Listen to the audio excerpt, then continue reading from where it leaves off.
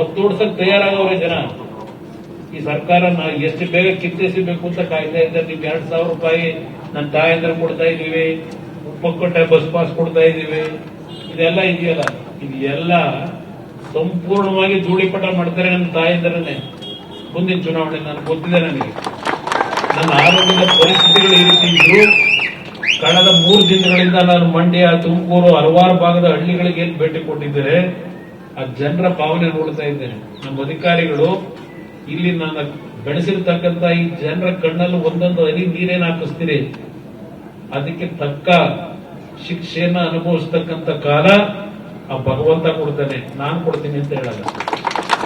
ಇದು ಎಚ್ಚರಿಸ್ತಾ ಇದ್ದೇನೆ. ಜಿಲ್ಲಾಧಿಕಾರಿ ಇರಲಿ, ಅಸಿಸ್ಟೆಂಟ್ ಕಮಿಷನರ್ ಇರಲಿ, ಯಾರೇ ಇರಲಿ, ಇಲ್ಲಿ ನಡೀತಾ ಇದ್ದಿಲ್ಲ ಬಾಬು, ಹೇಳದ್ನಲ್ಲ, ಈಗ ಹೇಳ್ತಾ ಇದ್ದಲ್ಲ ನೀವುಗಳು. 2,800 ಎಕರೆ ಮೊದಲು ಸರ್ಕಾರಿ ಭೂಮಿ ಅಂತ ಪ್ರಿಲಿಮಿನರಿ ಲೆಕ್ಕಾಚಾರ ಯಾರೋ ಪಿಲ್ಲೆಯಿಂದ ತಹಸೀಲ್ದಾರ್ ನನ್ನ ಕಚೇರಿಯಲ್ಲಿ ಸ್ವಲ್ಪ ದಿವಸ ಇದ್ದ ಅವನು, ಈಗ ಶಿವಕುಮಾರ್ ಅಂತ ಸೇರ್ಕೊಂಡವನು. ಈ ನಂತರ ಮೇಲೆ ಹೆಂಗಿಡಬೇಕು ಅನ್ನೋದು ಸ್ವಲ್ಪ ಈಗ ನನಗೆ ಅನುಭವ ಆಗಿದೆ. ಇಲ್ಲಾಗಿರತಕ್ಕಂಥ ಬಡ ಹೆಸರು ಬಡ ನಾನು ಯಾಕೆ ಅವನ ಹೆಸರು ಹೇಳಿ. ಅದರಿಂದ ನನ್ನ ಬೆಳೆಸಿರ್ತಕ್ಕಂಥ ನನ್ನ ಜನ, ನೀವು ಹೆದರಬೇಡಿ, ನಿಮ್ ಜೊತೆ ನಾನಿದ್ದೆ. ಇದಕ್ಕಿಂತ ನಾವು ಏನು ಹೇಳೋದಿಲ್ಲ. ನನ್ನನ್ನೇನು ಇವರೇನು ರಾಮನಗರದಿಂದ ಓಡಿಸಕ್ಕೇನು ಆಗಲ್ಲ, ಇವರೇನು ಓಡಿಸಕ್ಕಾಗಲಿ, ಈ ನೋಟಿಫಿಕೇಶನ್ ಆಗಲಿ ಏನಾದ್ರೂ ಏನು ಭಯ ಬೀಳಬೇಡಿ. ಅಷ್ಟು ರೂಪಾಯಿ ತಗೊಳಕ್ಕಾಗಲ್ಲ. ಅದು ಒಂದು, ನಾನು ಕಾಂಗ್ರೆಸ್ನವರೇ ಇರಲಿ, ಅವ್ರ ನಂಬಿಕೆ ಕೆಲವರು ಬರ್ಕೊಟ್ಟಿದ್ದೀರಲ್ಲ ರುಜು, ಅದು ಯಾವುದನ್ನು ಇವತ್ತು ಒಪ್ಪಿಗೆ ಕೊಡಬೇಡಿ. ಇವತ್ತು 2.5 ಕೋಟಿ ಅವ್ರು ಏನ್ ಹೇಳ್ತಾರೆ, ಈಗ ನಾಳೆ ಬೆಳಗ್ಗೆ ನೀವು ಮಾರಾಟ ಮಾಡಿದ್ರೆ 3 ಕೋಟಿ 4 ಕೋಟಿ ತಗೊಳಕ್ ತಯಾರಾಗವ್ರೆ. ನೀವು 2.5 ಕೋಟಿ ಕೊಡಬೇಕಾದ್ರೆ ಏನು 2 ಕೋಟಿ ಕೊಟ್ಟಿದ್ದೀರಿ, 50%. ಯಾರ ಅಪ್ಪನ ಮೇಲೆ ನೀವು ಕೊಡೋದು 50%? ಯಾವ ಬೆಲೆ ಹೇಳ್ತಾರೆ? ದಯವಿಟ್ಟು ಒಂದೊಂದು ದಿನಕ್ಕೂ ಭೂಮಿ ಬೆಲೆ, ಈಗ ಚಿನ್ನದ ಬೆಲೆ ನೋಡ್ತಾ ಇದ್ದೀರಿ, ಬೆಳ್ಳಿ ಬೆಲೆ ನೋಡ್ತಾ ಇದ್ದೀರಿ. ಇವತ್ತು ನಿಮ್ಮ ಮನೇಲಿ ಒಂದು ಮಕ್ಕಳು ಮದುವೆ ಮಾಡಬೇಕು ಅಂದ್ರೆ ಎಷ್ಟು ಕಷ್ಟ ಇದೆ, ಒಂದು ಚಿನ್ನ ಖರೀದಿ ಮಾಡಬೇಕು ಅಂದ್ರೆ. ಇವತ್ತು ಇರ್ತಕ್ಕಂಥದ್ದು ದೇಶದಲ್ಲಿ ಒಂದು ಭೂಮಿ ಬೆಲೆ, ಇನ್ನೊಂದು ಚಿನ್ನದ ಬೆಲೆ. ಚಿನ್ನದ ಬೆಲೆ ಯಾವತ್ತಾದ್ರೂ ಬೀಳಬಹುದು, ಭೂಮಿ ಬೆಲೆ ಬೀಳೋದಿಲ್ಲ. ದಯವಿಟ್ಟು ನಿಮ್ಮ ಕುಟುಂಬದಲ್ಲಿ ಸಂಪಾದನೆ ಮಾಡಿರ್ತಕ್ಕಂಥ ಭೂಮಿ ಯಾವ ಕಾರಣಕ್ಕೂ ನೀವು ಅವ್ರಿಗೆ ಎಷ್ಟೇ ನಿಮ್ಮ ಮೇಲೆ ಒತ್ತಡ ಹಾಕ್ತಾರೋ, ಆಸೆ ವಿಷಯ ಬಿಡ್ತಾರೋ, ಯಾವುದಕ್ಕೂ ತಲೆಬಾಗದೆ ಬಿಗಿಯಾಗಿರಿ. ಏನಿದ್ದೀರಿ ಸಂಪೂರ್ಣವಾಗಿ ನಿಮ್ಮ ಭೂಮಿ ಉಳಿಸ್ಕೊಡೋದು ನಮ್ಮ ಜವಾಬ್ದಾರಿ. ಇವತ್ತು ನೀವು ಹಸುಗಳು ಸಾಕೊಂಡು ಇದೇನು ಮಾರ್ಕೆಟ್ ಅಂತ ತಂದು ಇಟ್ಕೊಂಡಿದ್ದೀರಾ? ನೀವು ಬೆಳೆದ ಕಷ್ಟಪಟ್ಟು ಬೆವರು ಸುರಿಸಿ ಇವತ್ತೆಲ್ಲ ಇಲ್ಲೇನು ಇಟ್ಕೊಂಡಿದ್ದೀರಿ, ಇದನ್ನ ನೋಡ್ಬೇಕು ಅವರು. ಏನ ಉಳಿಸ್ಕೊಡೋದು ನನ್ನ ಜವಾಬ್ದಾರಿ. ನೀವು ಧೈರ್ಯವಾಗಿರಿ. ನಾವು ಬದುಕಿರೋವರೆಗೆ ರೈತರ ಪರವಾಗಿ ಇರೋದು, ನಾವು ರೈತರ ಪರವಾಗಿ ಇರೋದು. ಅದರಿಂದ ಇವತ್ತು ನಿಮಗೆ ಒಂದು ಧೈರ್ಯ ತುಂಬ ಹೋಗ್ಬೇಕು ಅಂತ ಬಂದೇ ಇಲ್ಲ. ಭರವಸೆ ಅಲ್ಲ, ಭರವಸೆ ಅಲ್ಲ, ನನ್ನ ಜವಾಬ್ದಾರಿ. ನಿಮ್ 1 ಇಂಚು ಭೂಮಿನೂ ನಿಮ್ಮಿಂದ ಹೋಗೋದಕ್ಕೆ ಅವಕಾಶ ಕೊಡೋದಿಲ್ಲ.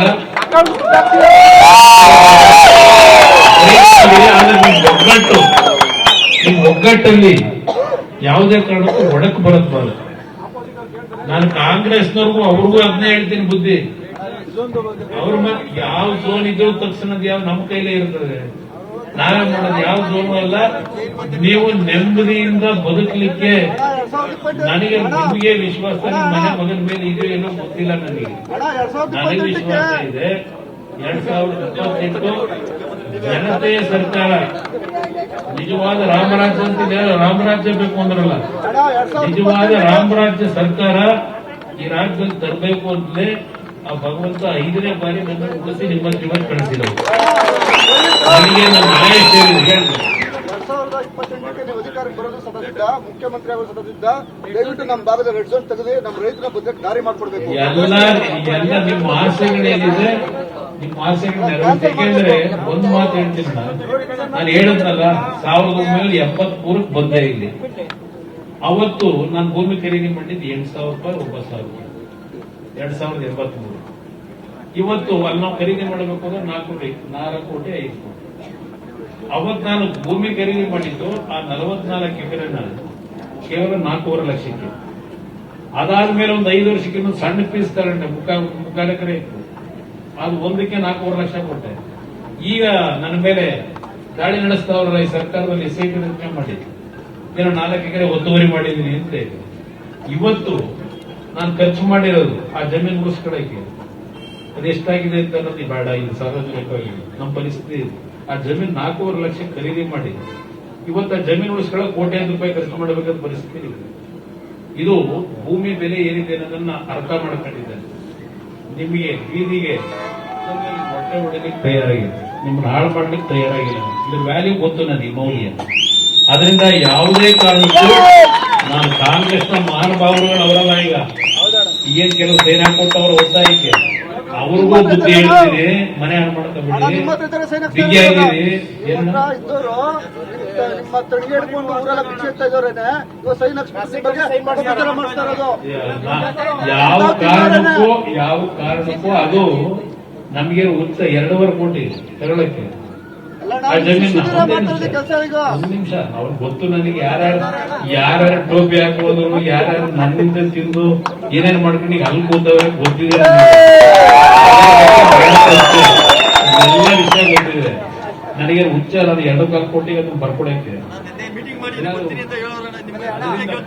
ನನ್ನ ಹತ್ರ ಇದೇ ವೇದಿಕೆಗೆ ಬೇಕಾದ್ರೆ ಇನ್ನೊಂದು ಟೈಪ್ ಕೊಡ್ತೀನಿ, ಬರ್ಲಿ ಮಹಾನುಭಾವ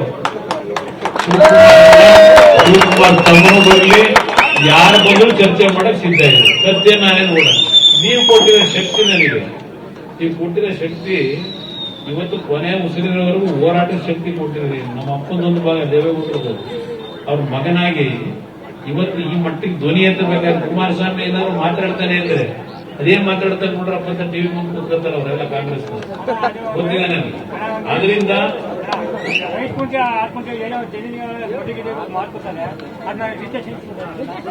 ಈಗ ಸ್ವಲ್ಪ ಇದನ್ನ ಸೆಂಟೇಟ್ ಆಗಿ ಅವರು ಕಷ್ಟ. ಈಗ ಯಾಕಂದ್ರೆ ಇವ್ರೇನು ಪ್ರಿಮಿನರಿ ನೋಟಿಫಿಕೇಶನ್ ಕೊಟ್ಟವ್ರಣ್ಣ, ಈಗ 5 ಎಕರೆ 5 ಗುಂಟೆ 10 ಗುಂಟೆ ಅದು ಸ್ವಲ್ಪ ಟೈಮ್ ಕೊಡಿ, ಸರಿಪಡಿಸೋಣ. ಏನೇನು ಮಾಡ್ತಾರೆ ಅವ್ರೇನು ಮನೆ ಉದ್ಧಾರ ಮಾಡೋಲ್ಲ, ಅವ್ರ ಮಾತು ನೋಡ್ಬೇಡಿ. ಇದು ದಯವಿಟ್ಟು 1 ನಿಮಿಷ ನನಗೆ ಈ ವಿಷಯ ಗೊತ್ತಿರಲಿಲ್ಲ. 1-2 ತಿಂಗಳ ನೀವು ಕೇಳಿದ್ರಣ್ಣ, ಇದು 26 ವರ್ಷ ಇದು ಏನ್ ಹೇಳ್ತಾ ಇದೀರಲ್ಲ, ಪಾಪ ಅವಳಿಗೂ ಗೊತ್ತಿಲ್ಲ. ಅದಕ್ಕೆ ಒತ್ತಾಯ ಹಾಕಿ ಅವಳ ಹತ್ರ ಆಗ ಎಷ್ಟು ದುಡ್ಡು ಕೊಟ್ಟವ್ರೆ ಅನ್ನೋದು ಗೊತ್ತು ನನಗೆ. ತಗೊಂಡೋಗವ್ರ ಅವಳ ಹತ್ರ ಇಲ್ಲೊಂದು ಒಳ್ಳೆ ಒಂದು 20-25 ಎಕರೆ ಮಾಡ್ಕೊಳಕ ಅಂತ ಹೇಳಿ ನನಗೆ ಇದು ಜಮೀನು ತಗೊಂಡಿರೋದು ಗೊತ್ತಿಲ್ಲ. ದೇವರಾಣ ಹೇಳ್ತೀನಿ, ದೇವರ ಸಮಾನ ನನಗೆ ಈ ಭೂಮಿ ನಾನು ಮಾಡೋದಾಗಿದ್ರೆ 1000 ಎಕರೆ ಮಾಡಬಹುದಾಗಿತ್ತು. ನನಗಿದ್ದಂತ ಅವಕಾಶ ಬಂದಿದೆ.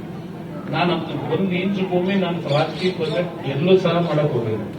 ಇದು ನನ್ನ ಗಮನಕ್ಕೆ ಬರದೆ ಇಲ್ಲೊಂದು ನಮ್ಮ ಹೊಸೂರು ಆಯ್ದಲ್ಲೇನೋ 38 ಎಕರೆ ತಗೊಂಡಿರ್ಬೋದು, 38-36 ಎಕರೆನೋ ಇರ್ಬೋದು. ಅದರಲ್ಲೂ ಬಹಳ ದೋಖ ಆಗ್ಬೋದು. ಅದನ್ನ ರೈತರ ಆಂಧ್ರದಾರ ಯಾರ ಈಗ ಅಲ್ಲವಲ್ಲ, ಈಗ ರೈಟ್ ಹ್ಯಾಂಡ್ ಆಗಿ ನನ್ನ ಹತ್ರಲ್ಲೇ ಬೆಳೆದು ಈಗೆಲ್ಲ ಅಲ್ಲಿ ಬಹಳ ದೊಡ್ಡದಾಗಿ ನಡೆಸ್ತಾವನೆ. ಅಲ್ಲಿ ಎಷ್ಟೆಷ್ಟು ಹೊಡೆದ್ರು ಅದು ಬೇರೆ ವಿಷಯ.